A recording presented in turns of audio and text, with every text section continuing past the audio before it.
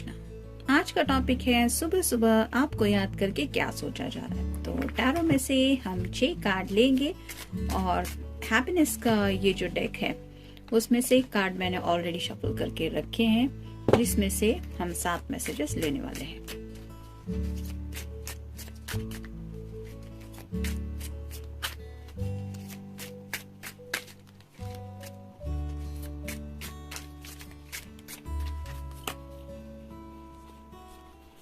एक, 2,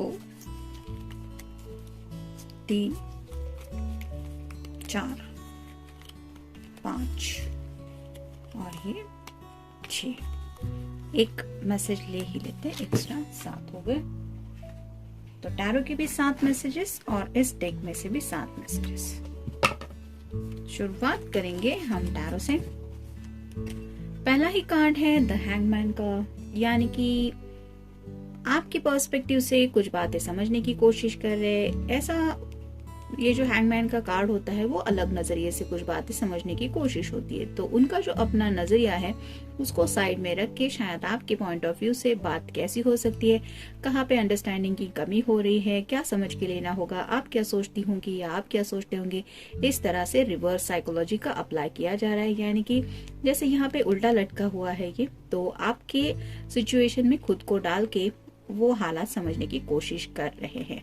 फिर है किंग ऑफ पेंटिकल्स और साइन टॉरस वर्गो या फिर कैप्रिकॉर्न। वैसे तो देखा जाए तो ये किंग है, मतलब इसके पास सब कुछ है, लेकिन चेहरा अगर इसका देखे तो बहुत ज्यादा सैड लग रहा है ये पर्सन।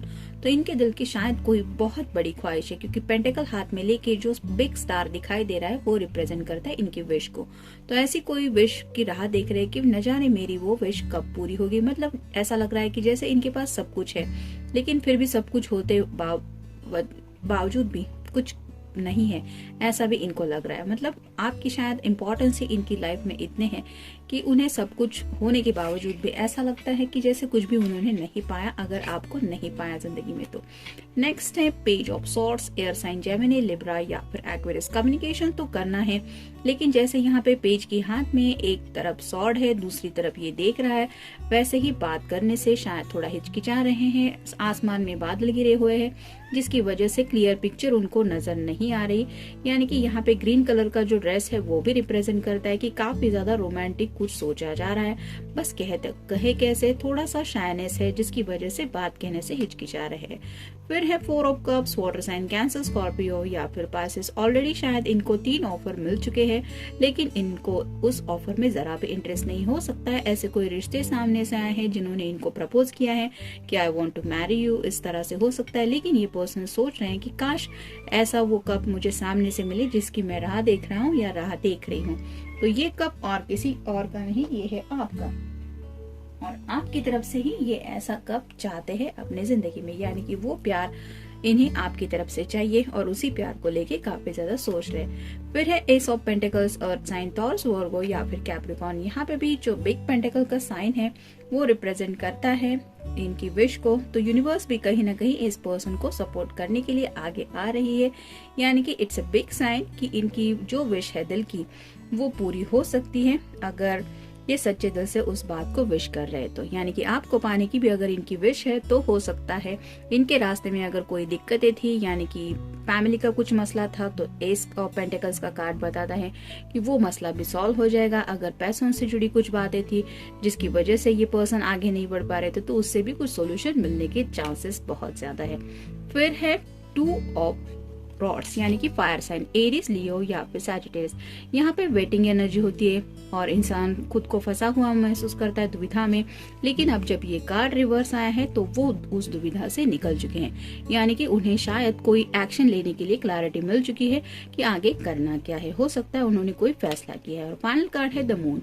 जैसे यहाँ पे ये पर्सन चांद की यहाँ पे जो इमेज है वो रिप्रेजेंट करती कि काफी ज्यादा लोनलीनेस की एनर्जी में है, यानी कि मिस कर रहा है। तो हो सकता है कल रात को इन्होंने आपको बहुत ज्यादा याद किया और आपका चेहरा तो उनकी आंखों से दूर गया ही नहीं था। तो जो भी दिल में जज्बात थे वो शायद इन्होंने चांद के साथ ही शेयर किए।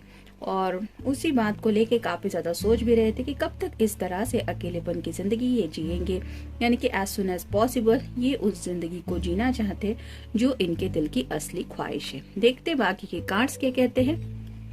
Look at everything as through you were seeing it for the first और द लास्ट टाइम। तो ऐसे जिंदगी की तरफ वो देख रहे हैं कि जैसे वो पहली बार इस जिंदगी को महसूस कर रहे हैं, और साथ ही साथ कहीं ना कहीं सैडनेस की वजह से थोड़ा सा ऐसा भी ख्याल आ रहा है कि जैसे ये आखिरी वक्त भी उनका ये देखने का मंजर है, मतलब थोड़ा सा सैडनेस की एनर्जी में है, जिसकी वजह से उन्हें लग रहा है कि अगर अब मेरी लाइफ में कुछ पॉजिटिव नहीं हो रहा है तो ईच एंड एवरी डे मैं यही करता रहूंगा क्या, या यही करती रहूंगी क्या। तो एक तो वो खुशी चाहते हैं कि ईच एंड एवरी डे वो खुशियों से गुजरे, या फिर उन्हें ऐसा लगता है कि हर रोज सुबह उठ के वही सैडनेस उनको मिलता है जो सैडनेस वो जिंदगी में नहीं चाहते। फिर है stand up and walk out of your history. तो पिछले कुछ वक्त में ऐसा कुछ शायद हुआ हो सकता है जिसकी वजह से उन्हें समझ में आया है कि उन्हें आखिर जिंदगी में क्या चाहिए, और यहाँ पे पहला नाम आता है शायद आपका, और इसीलिए वो उस हिस्ट्री से एक प्रेजेंट फ्यूचर की तरफ भी जाना चाहते हैं, और उस फ्यूचर के लिए शायद ये बेसब्री से इंतजार कर रहे हैं। What are you waiting for. तो उन्हें समझ में नहीं आ रहा है कि आखिर वो किस बात का इंतजार कर रहे हैं। मतलब सवाल यहाँ पे आपका नहीं लिया जा रहा है।